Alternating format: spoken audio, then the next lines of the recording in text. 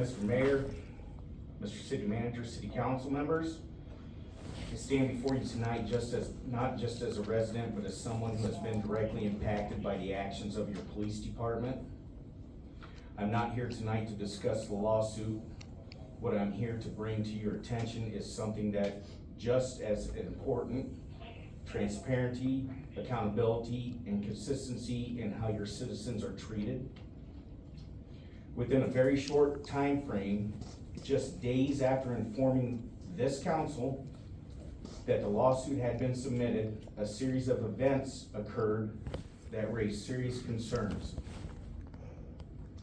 After 8 years of parking my vehicles in the same location without any issue at all, it was suddenly ticketed.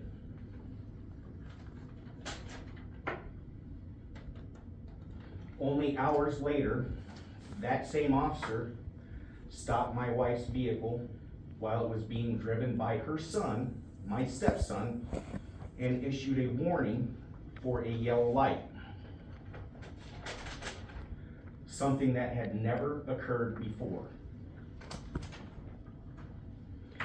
And then today, a member of my family went to the Independence Police Department to request public records. What should have been a routine process was not treated that way. She was questioned about why she wanted the forms before being told to go to Jessup to obtain the forms required to submit a public records request. She did provide a reason, but it was not the only reason the forms were needed, and she was not required to provide one at all. During that interaction, she disclosed personal and sensitive information in an effort to explain herself, information that should not have been required or requested in the first place. Instead of being allowed to proceed, she was refused access to the public records request forms. In Iowa, individuals are not required to justify why they are requesting public records.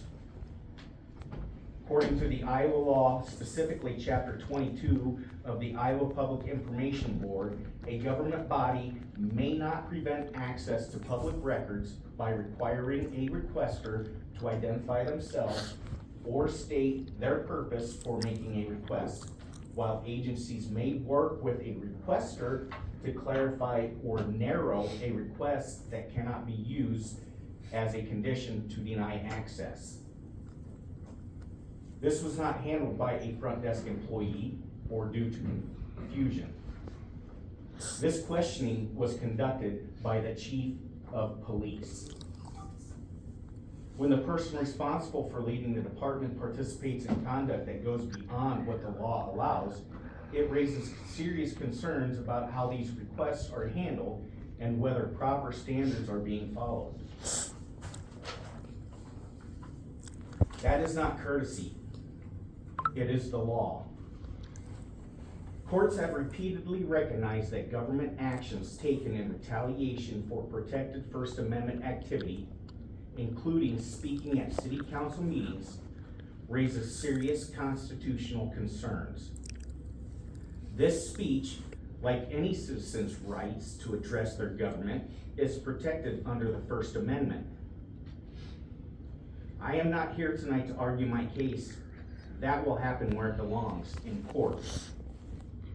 But I will say this: when these events are viewed together, their timing, their sequence, and the individuals involved, they raise serious concerns that cannot be ignored. About 30 seconds left. And they should not feel like they are being treated differently because of who they are. What happened should not happen to anyone, and it needs to be addressed.